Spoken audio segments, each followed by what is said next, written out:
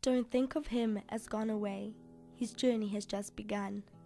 Love holds so many focals. This earth is only one. Just think of him as resting from his sorrows and his fears, in a place of warmth and comfort where there are no days and years. Think how he must be wishing that we could know today how nothing but our sadness can really pass away. And think of him as living in the hearts of those he touched, for nothing loved is ever lost, and he was loved so much.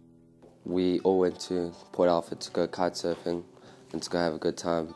On the way back, when we hit a pole, and we swerved like 10 meters to the right, and then we flipped 6 times. Chris was in the front. There are not many things in my life that I can honestly say have caused me much sadness.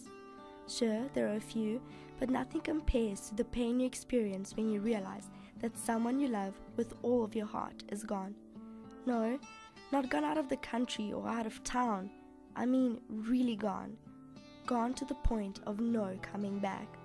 God received the phone call.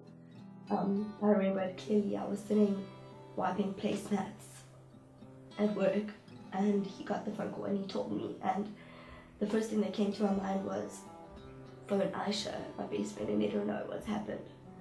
A few minutes after that, I phoned Gordon and he didn't pick up, so I phoned Chris, and then Gordon picked up Chris's phone and said, there's been an accident and 2 people are dead and Chris is unconscious, but he doesn't understand why 2 people are dead because Dean was helping him. I wanted to know if the other person that had passed away was Dean and how badly Chris's situation was. Aisha and I decided that we were going to go to the hospital. I saw Christopher and he had the thing on his neck and he was strapped up with pipes and tubes coming out of his face.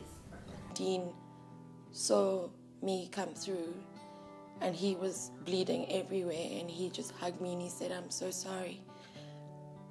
But Chris will make it, Aisha. Chris is strong, he'll make it." I went to talk to Chris and I tried to, and then by some miracle he did squeeze my hand. And I can tell you honestly that when I saw him lying there before, I was like, it's done. But when he did squeeze our hands, I was like, he's coming back. He's heard us, he's coming back. I said to him, I was like, "Chris, this is Vicky. I just want you to know that I love you. And if you can hear me squeeze my hand." And he squeezed my hand. That was the last thing I said to him, because the next day at around 12, they pulled the plug. They pulled him off life support, and shortly after he passed away. When you grieve, you go through many things. First, you're in denial, and then you're angry. Then it actually hits you, and you break down. And when I first heard about it, I was like, no man, it can't be. Like, people are just starting rumors again. And then Lee phoned me, told me all about it, and I basically broke down in the labs, and I just didn't know what to do about it.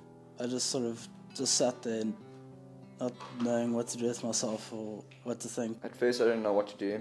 Lots of counselling, and just the friend support is amazing. The funeral was probably the most comforting and sort of the most closure I could have gotten from it. I spent many days lying in bed, staring at my screensaver which browsed through photos with everyone. I spent days hugging the teddies he'd given me. I spent days missing what used to be, until I finally realized that he isn't coming back. And instead of crying over the fact that he is gone, I need to celebrate the fact that he lived. 2 years ago, Valentine's Day. And I specifically told him, do not get me anything for Valentine's Day, like I don't want anything. But he went behind my back and he ordered me these purple flowers and a little teddy bear with a heart. He was like, "Guys, watch, I'll do 8 jokes tonight and 45 shots." An hour and a half later he comes back, finished all of that. Obviously not. So then 10 minutes after he told us that, I had to phone my mother to pick him up because he was passing out. And then he's like, bro, I still beat you. All the bros, all the mates stood in front of my bakkie, stopping me from driving back home. And after giving them a little pep talk, everyone sort of moved out the way except for Chris. Chris carried on standing in front of the bakkie, and being the strong man that he is, he was trying to push my bakkie back, stopping me from driving off. I miss you, and I will love you forever, Chris. Your heart continues to beat through mine, because nothing loved is ever lost, and you were loved so much.